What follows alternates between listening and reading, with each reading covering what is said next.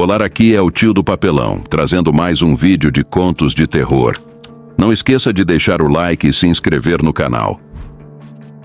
Eu estava passando o fim de semana na casa de um amigo, enquanto ele viajava com a família.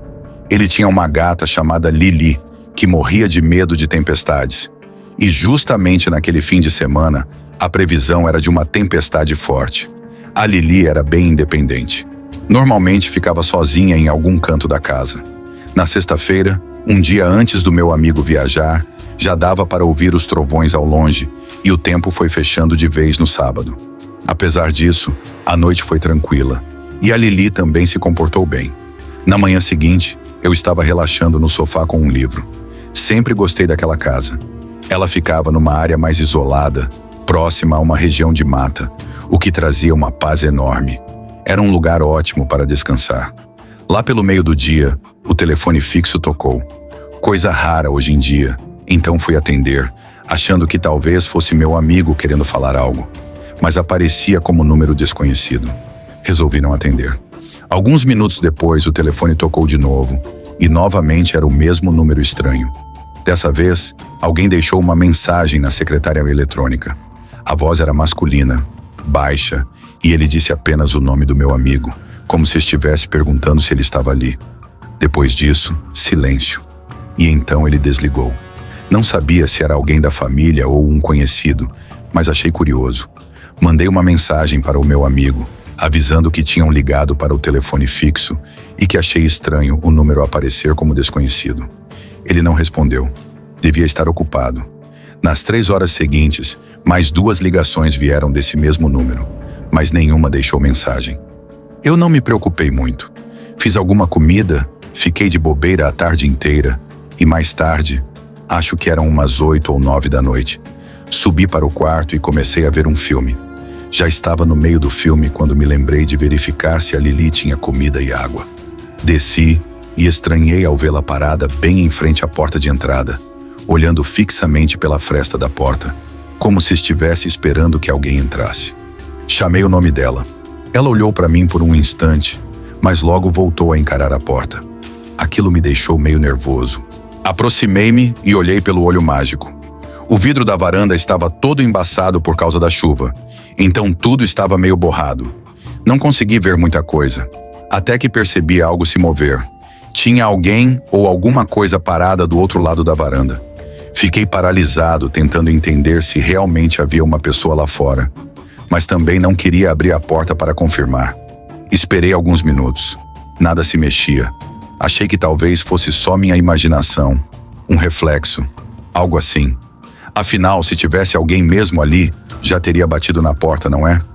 Fui até a cozinha, dei ração e água para a Lili e aproveitei para pegar um lanche. Quando passei novamente pela porta, a Lili não estava mais lá. Olhei pelo olho mágico de novo. Ainda estava tudo embaçado, mas uma das figuras que eu tinha visto antes não estava mais lá. Tinha desaparecido. Aí me bateu uma sensação horrível. Realmente havia alguém parado ali esse tempo todo. Peguei a Lili no colo e voltei para o quarto com ela. Dei play no filme de novo, mas a sensação de estar sendo vigiado não passava. Cerca de meia hora depois, a Lili pulou da cama e foi até a porta do quarto. Não arranhou nem pediu para sair.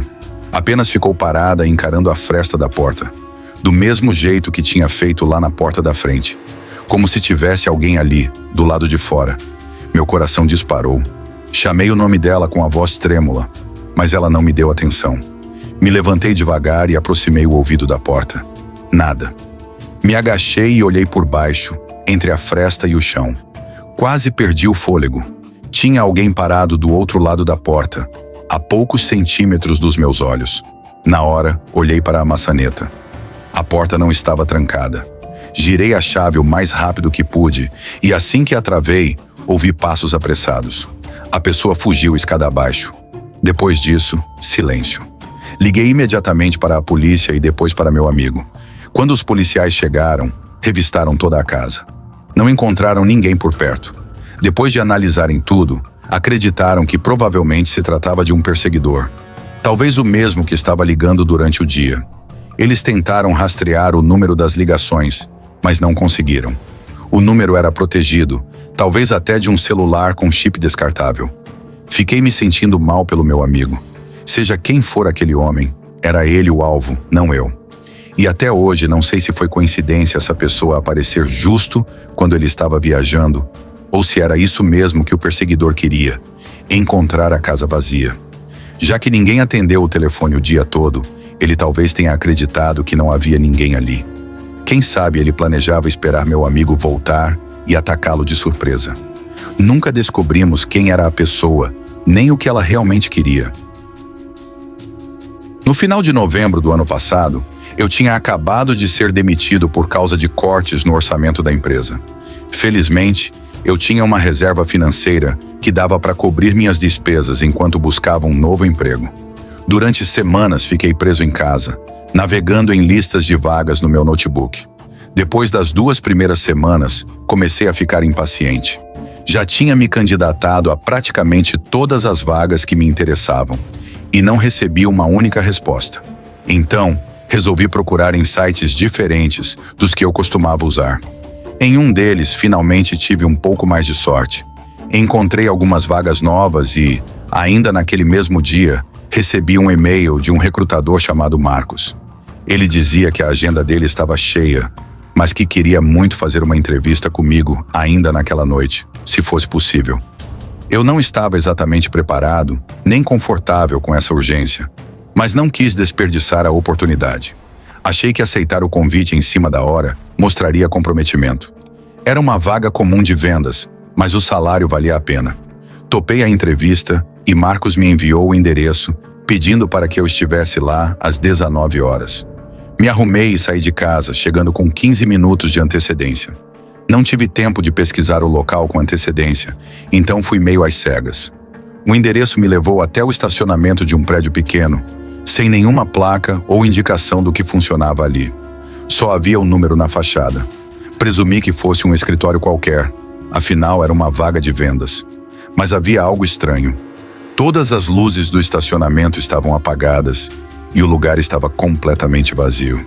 Chequei o endereço de novo, pesquisei no Google e era realmente aquele prédio, mas sem nome, sem informações, sem nada. Liguei para o número que Marcos tinha me enviado no e-mail. Ninguém atendeu. Tentei de novo algumas vezes e nada. Esperei até 15 minutos depois do horário marcado e então decidi ir embora. Aquela situação toda me parecia errada. Voltei para casa frustrado com o tempo perdido, mas decidi seguir em frente e continuar a busca por emprego na manhã seguinte. Ainda não sabia se Marcos tinha me passado o endereço errado ou se havia algo mais por trás, mas não fiquei me martirizando com isso. Cheguei em casa, peguei uma cerveja na geladeira, sentei no sofá, liguei a TV e fiquei ali relaxando. Como eu não estava trabalhando, não tinha horário para dormir. Lá pelas 22 horas, desliguei a TV e as luzes e subi para o quarto. A última coisa que lembro foi de me deitar na cama e pegar no sono rápido. Até que despertei de repente. Abri os olhos e o quarto estava completamente escuro. Foi então que ouvi aquele mesmo rangido que já tinha escutado antes, vindo do teto. Olhei pela janela para ver se havia vento lá fora, mas não era isso. O rangido continuava e parecia vir de dentro do quarto, do meu armário. Meus olhos tentavam se ajustar à escuridão quando ouvi um som lento. O barulho do meu armário de correr se abrindo sozinho. Fiquei paralisado, sem conseguir me mover, apenas observando. A porta do armário se abriu lentamente, revelando o contorno de alguém. Uma figura. Ela se inclinou para fora do armário. Aquilo me tirou do estado de paralisia. Peguei meu celular e pulei da cama, ficando de frente para o armário. A figura estava parada, me encarando, como se esperasse que eu não a tivesse visto. Quando meus olhos finalmente se acostumaram à escuridão, tive certeza. Era real. Saí correndo do quarto e da casa, ligando imediatamente para a polícia. Fiquei do lado de fora, no jardim, observando a porta da frente. Eu queria ter certeza de que, quem quer que fosse, não fugisse antes da polícia chegar. Minutos depois, 2 viaturas apareceram. Eu disse onde tinha visto o sujeito pela última vez, e os policiais entraram. Encontraram ele ainda escondido, dentro do armário. Quando o tiraram e o levaram para o carro, fiquei em choque com a aparência do cara. Cabelo oleoso, comprido, roupas imundas e aquele olhar vazio e perturbador. Ele não disse uma palavra, mas bastaram alguns dias para descobrirem tudo.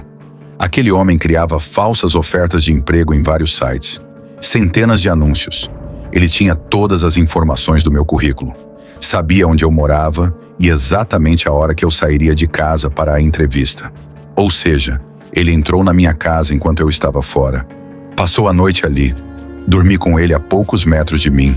Até hoje não sabemos o que ele planejava fazer.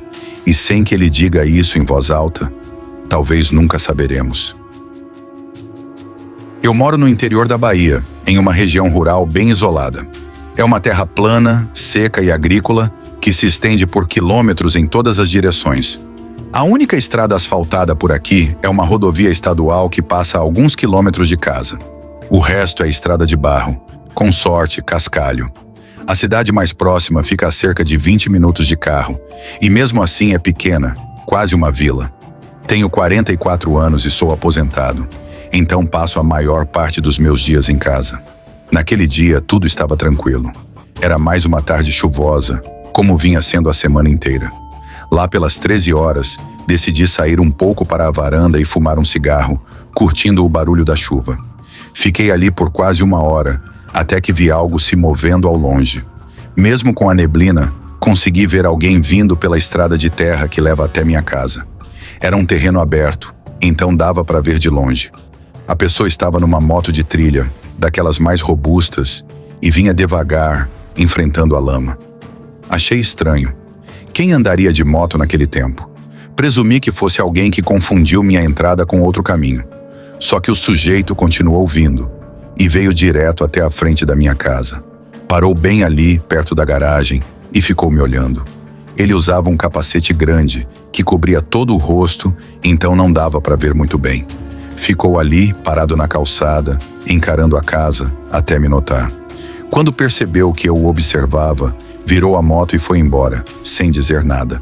Foi esquisito. Quase ninguém aparece por aqui, então aquilo me deixou desconfiado. Ainda assim, tentei ignorar. Fiquei mais um tempo na varanda, mas a chuva apertou e o vento ficou mais forte. Resolvi voltar para dentro.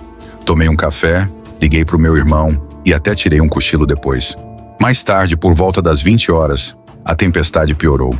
Trovões, relâmpagos e chuva forte batiam sem parar no telhado velho da casa. Mesmo com todo esse barulho, ouvi o som de um motor lá fora. Era o mesmo barulho da moto de trilha que eu tinha ouvido mais cedo. Fui até a janela e vi um farol cortando a neblina no meio da chuva. Na hora, nem pensei em como era maluco andar de moto naquele temporal. Só conseguia pensar no motivo de ele ter voltado. Quando chegou perto da casa, o farol da moto se apagou. De repente, ele sumiu. Fiquei esperando, imaginando se ia até a garagem de novo, mas nada aconteceu. Minutos se passaram, sem som, sem movimento. Tentei ver algo pela janela, mas a escuridão e a chuva atrapalhavam tudo. Peguei minha espingarda que eu guardo para defesa pessoal. Não sabia o que estava acontecendo, se era alguém perdido, pedindo ajuda, ou algo pior. Só sabia que eu estava sozinho, no meio do nada, e precisava ficar atento. Durante os 20 minutos seguintes, fui de janela em janela, olhando tudo. Só depois de várias rondas, notei algo estranho nos fundos da casa. Um vulto rápido se afastando na neblina. Arrepiei na hora. Aquilo não era normal. Foi então que ouvi passos do lado de fora. Barulho de lama sendo pisada bem perto da parede da casa. Toda vez que eu tentava olhar pela janela, a pessoa sumia da vista. Comecei a ficar tenso. Senti que, se deixasse aquilo continuar, algo pior poderia acontecer. Corri até a garagem, entrei no caminhão, abri o portão automático e saí rápido, com o coração acelerado. Manobrei o veículo, ficando de frente para casa, e liguei os faróis altos e a barra de luz na frente do carro. Foi aí que eu vi. Parado em frente a uma das janelas, estava um homem. Ele vestia roupas pretas da cabeça aos pés e segurava um martelo na mão direita. Parecia estar tentando espiar pela janela. Talvez não tenha ouvido o barulho do portão da garagem abrindo por causa da chuva e dos trovões. Assim que percebeu os faróis, correu. Vi ele subir na moto, que estava jogada na grama, mais afastada da casa, e desaparecer na escuridão. Não dormi nada naquela noite. No dia seguinte, fui fui até a cidade e avisei a delegacia sobre o que tinha acontecido. Não faço ideia de quem era aquele homem, mas ao ver o martelo na mão dele, ficou claro que não estava ali por um bom motivo. Felizmente, não precisei descobrir da pior forma. Não esqueça de deixar o like e se inscrever no canal. E acompanhe o vídeo anterior. Até a próxima!